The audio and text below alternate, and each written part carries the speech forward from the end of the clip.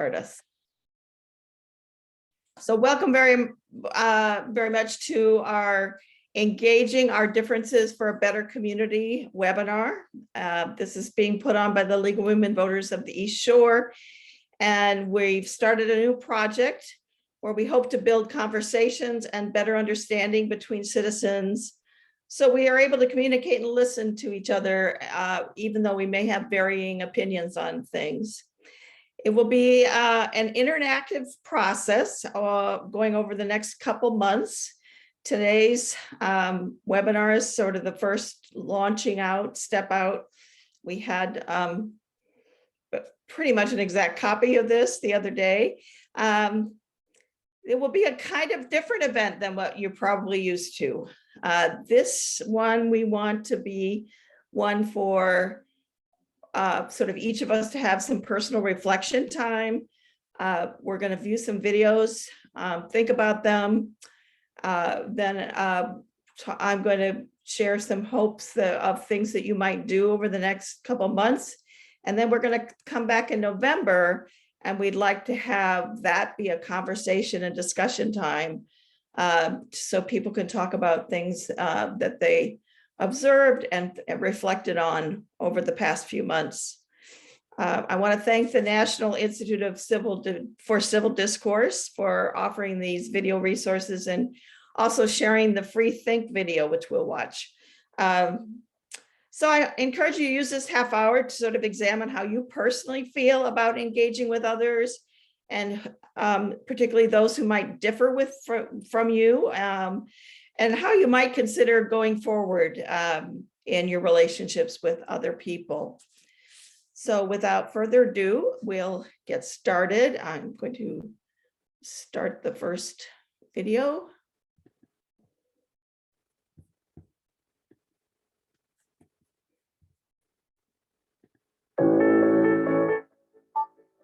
Please let me know if you're having any problems hearing. Welcome to Engaging Differences, a program that reminds us how we can work together to address the challenges of our day.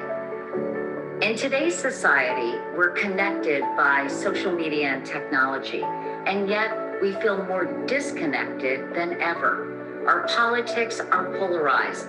The media is partisan. Families are divided, and friendships are strained. Wherever you go and whoever you talk to in the country, everyone is feeling so distraught about how divided we are.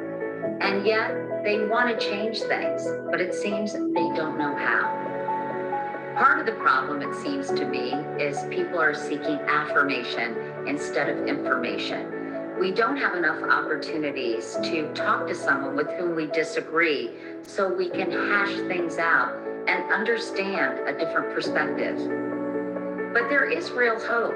I've seen people have conversations calmly and articulately, and at the end of them, they really do understand each other better, and they can see how similar they are. Here's what some of our fellow Americans from all backgrounds and political persuasions have to say about the problem, but more importantly, what we can do about it.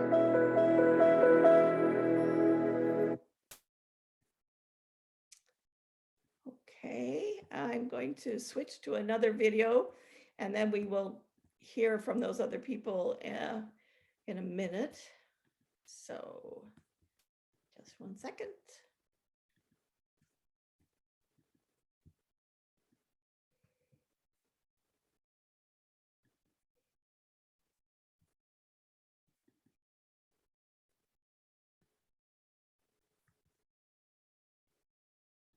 Well, we're not hearing anything yet, are we? I feel uncomfortable around.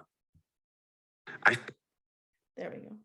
Personally, I feel uncomfortable around conflict. Now we're here today to find out how to argue. But conflict is useful. The question is, how do you deal with conflict most effectively?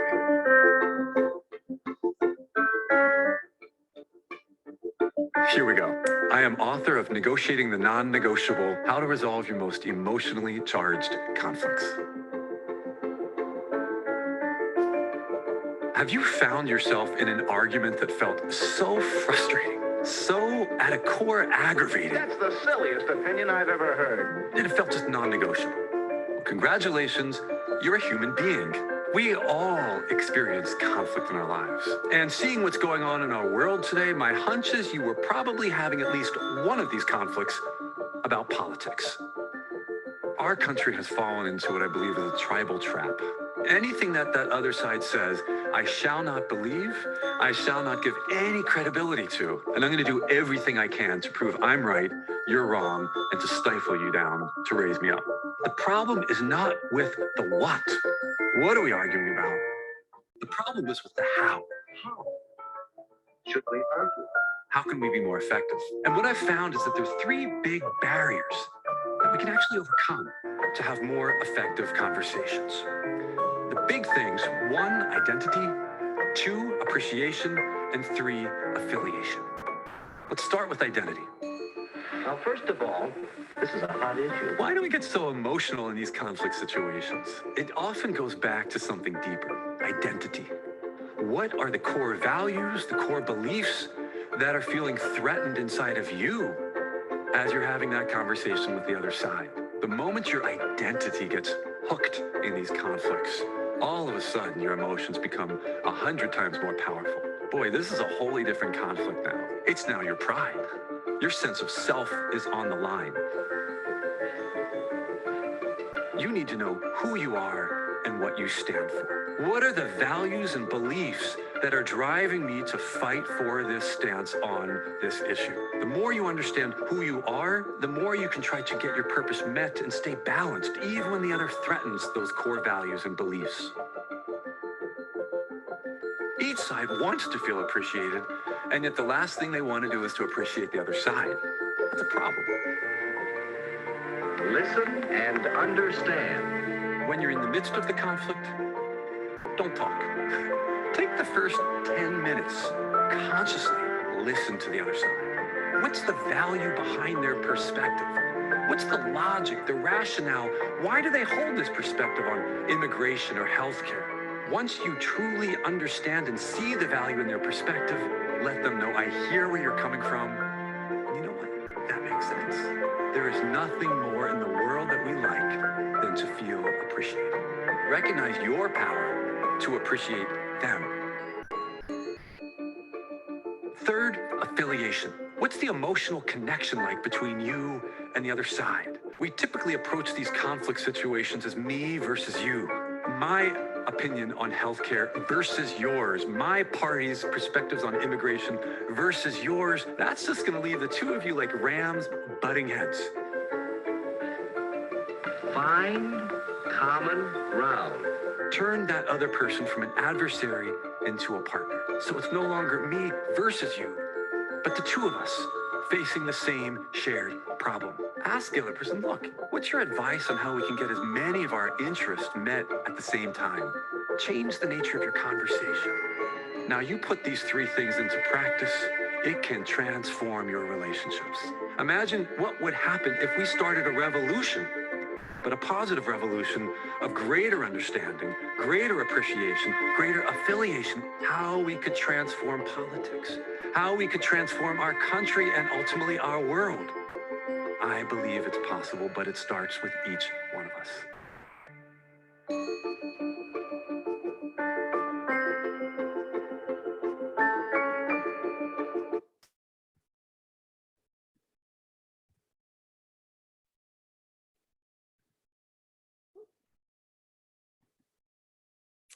Okay, so now I just wanted us each on this pad of paper that we hopefully you have near you, just to reflect a little bit on what we just heard. Maybe it's the issues of identity appreciation or affiliation that caught your attention, or maybe it was something else the professor said or something that Katie Couric said in the first video.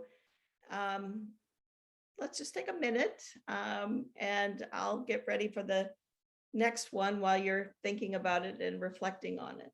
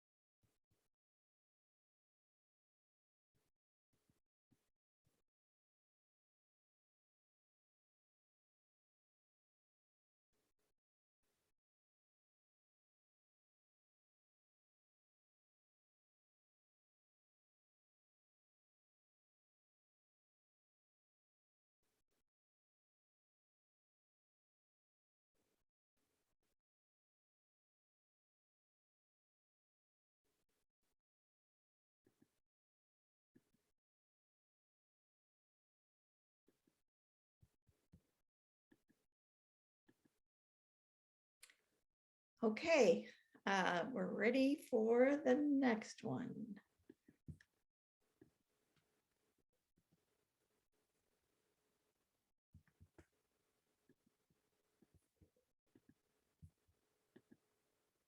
Welcome to Engaging Differences, a program that reminds us how we can work together to address the challenges of our day.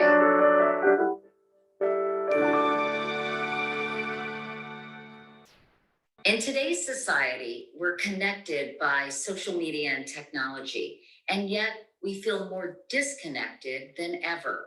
Our politics are polarized. The media is partisan. Families are divided and friendships are strained. Here's what some of our fellow Americans from all backgrounds and political persuasions have to say about the problem, but more importantly, what we can do about it.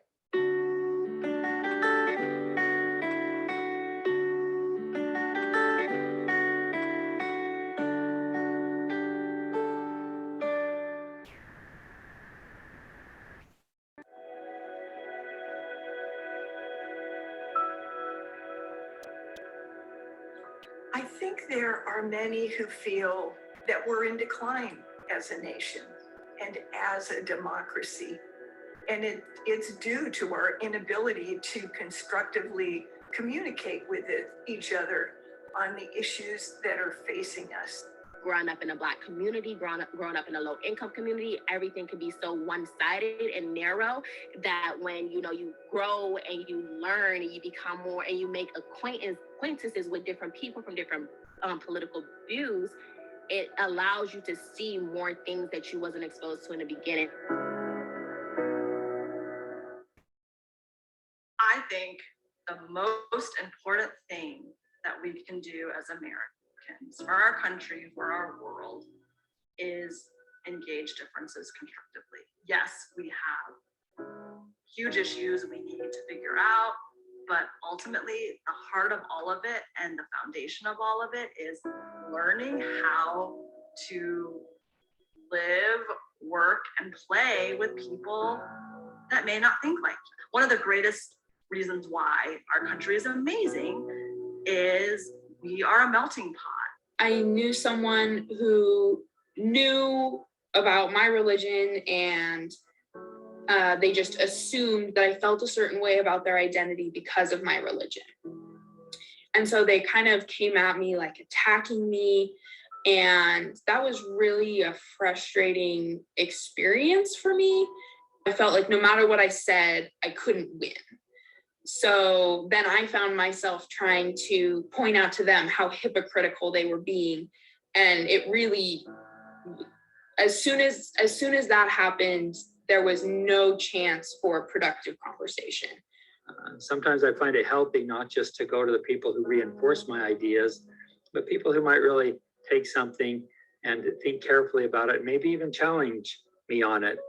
I have a office neighbor right through this wall. He and I think differently, and he likes to challenge my Pollyanna assumptions, and is good at it, and makes me think carefully about what I'm saying, how I'm reading, what I'm thinking about this idea or this text or this author or this thought. Where I'm at, I'm a commander of a medevac unit. I'm a captain in the Idaho Army National Guard. And I found that, especially in my position, there is no way at all that I could be successful in executing my job, especially in the combat environment, if I wasn't able to, or even willing to listen to any of my guys. It's incumbent upon us as commissioned officers to, talk to everybody in our unit. They have something important to contribute, and all you have to do is ask and listen. And if they disagree, we'll listen even harder, because there's probably a good reason why they disagree. One time I tried to reason with somebody who had a different point of view, and we just both weren't really listening to each other. So that didn't really work out, because we both came into the conversation with what we wanted it to end up as, and in two different ways. So we weren't going to convince each other, because they weren't listening to me, I wasn't listening to them. It was like we were both talking to walls. So being the only African American woman in the room and in the spaces that I normally interact in, and having to connect with individuals who don't understand what it's like to be a minority, nor what it's like to grow up in a low income community. I've always had to share personal stories about myself to allow others to understand where I come from and why these issues are so important to not only me but to other Black communities and other minority or underrepresented communities.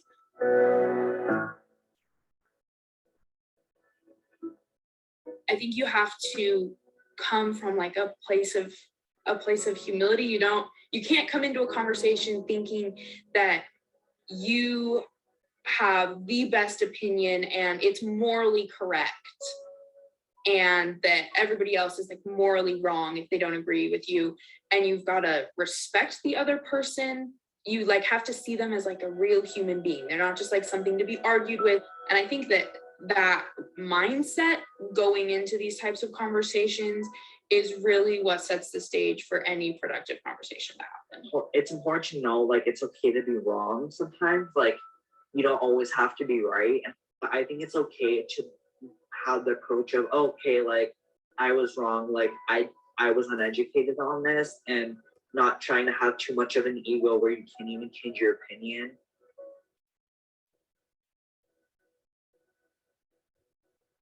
One thing that I have to remind myself is I need to check my tone. I mean, if you have a holier than thou tone, of course you're not going to have someone really engage with you. And that maybe our ability to not just give solutions or to pass judgments would be enhanced if we could ask better questions. I want to help you, or I want to understand where you're coming from rather than I want to be right. When I listen well, sometimes it even makes the other person listen better. To be able to speak, without being spoken over. Listening also, you need active listening. I mean, body language is critical when you're talking. We need to learn to understand each other, where each person is coming from. If that means walking a mile in someone else's shoes, then we need to do that to understand what those people are going through instead of just assuming that we understand. To just shut off that storyline in your own head and just listen. Acknowledging that our differences are what unites us. People let that divide us, but it's really kind of what makes us American,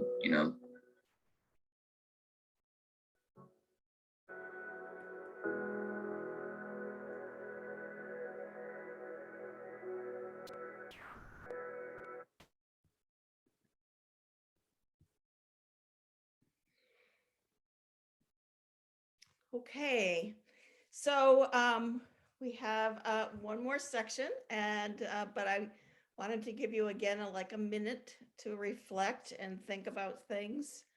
I hope that that this slightly different type of event or webinar works for you to sort of take a breath and think about these things before having to discuss them. So I will set up for the next piece while you're thinking.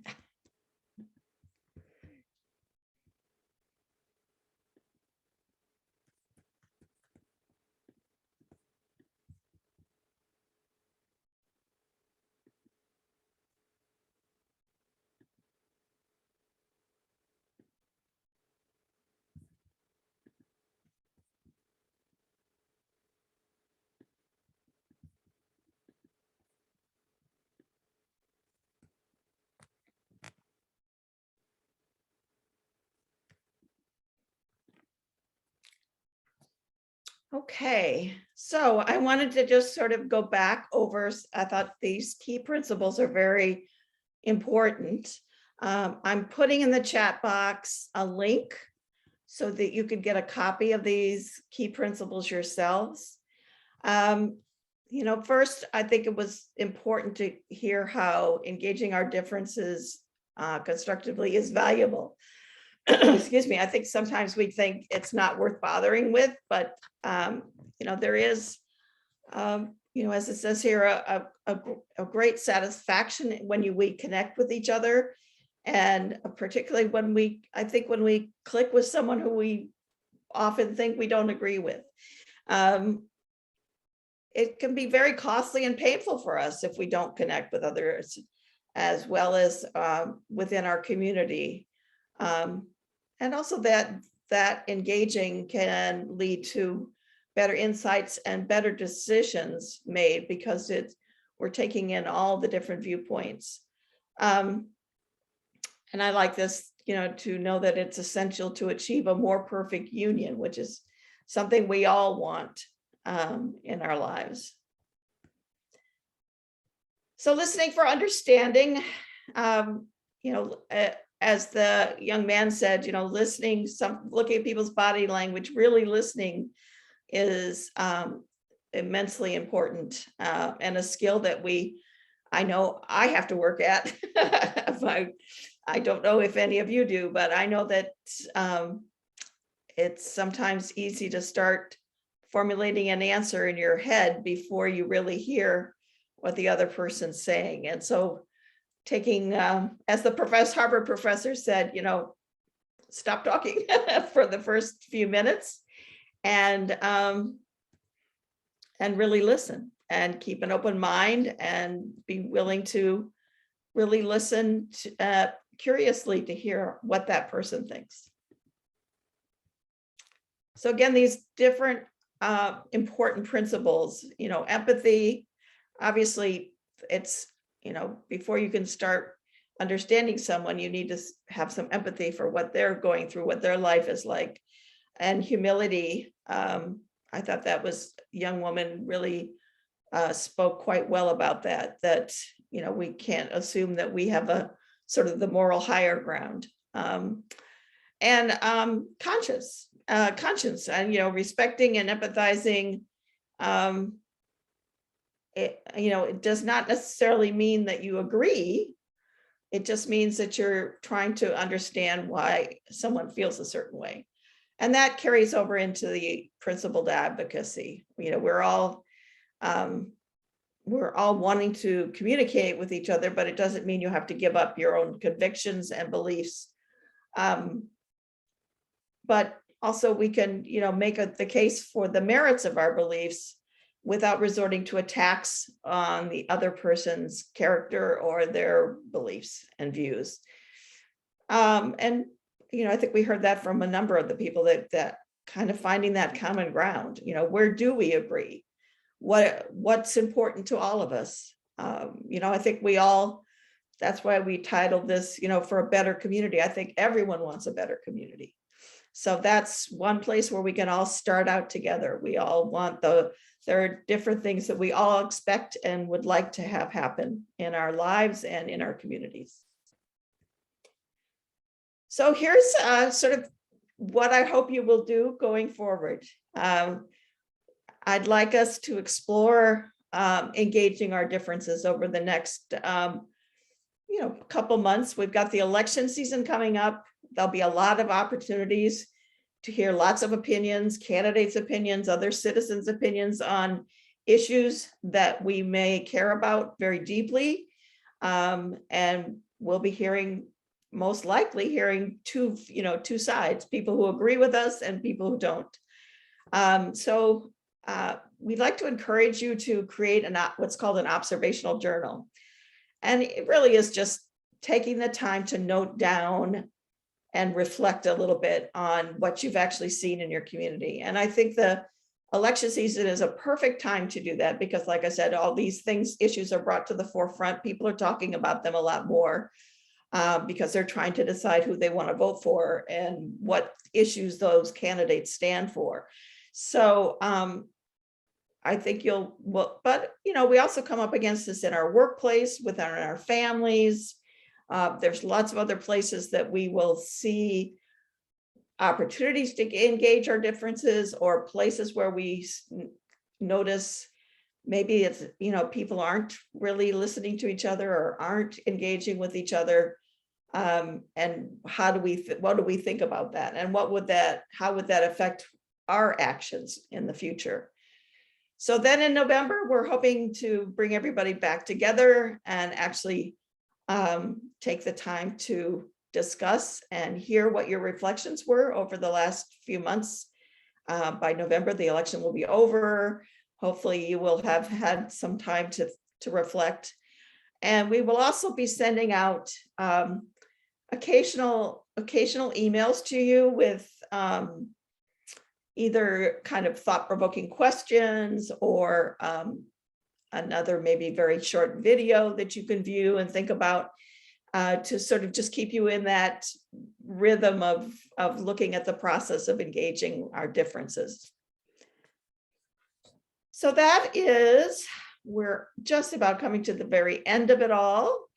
I want to thank you for taking the time out of everyone has a busy life, but obviously it's nice to see that you wanted to take the time to think about this and to join us in this. And I hope you will continue on this path with us over the next few months. We're hoping maybe to have a speaker in January or February that will also talk about maybe some of the things that have come out of our reflections. Please, take the time if you can to reflect and think about it, because I think that part of us actually beginning to do these things, engaging our differences with each other is for us to sort of take that first step. And I think thinking about it is a great first step. So again, as promised, a 30-minute webinar. I will be more than happy to be in contact with you. You could reach me and the other league people. I will quickly type in our, in case you don't know it, it's eastshoreleague@yahoo.com. That's our email address. So if you have questions or concerns, or you want to, or suggestions, if you have an idea or something that you would like to see the league utilize as part of a part of this sort of project that we're on, please don't hesitate. So, oops, I see there's a question. Yes, other people can sign up. We will also share this video. I'm going to try to get it up on our YouTube. We have a little YouTube channel, and hopefully, actually we would love to build on this. We realize this is just sort of the first step, and that's why we didn't want to just do one thing and then say, okay, we're done. We want it to be a process and build on it as things go on. So thank you. Thank you for thanking us, but thank you for participating. And yes, please reach out, welcome your family and friends to ask other people. You can go to this Engaging Differences website, which is a great one. And that will lead you to some other resources. So the National Institute for Civil Discourse is a wonderful organization, and they have lots of other resources for us all to use. So I hope you'll have a great rest of your evening. And thank you, Anita. And thank you all again for taking the time out of your busy lives. Good night and good night.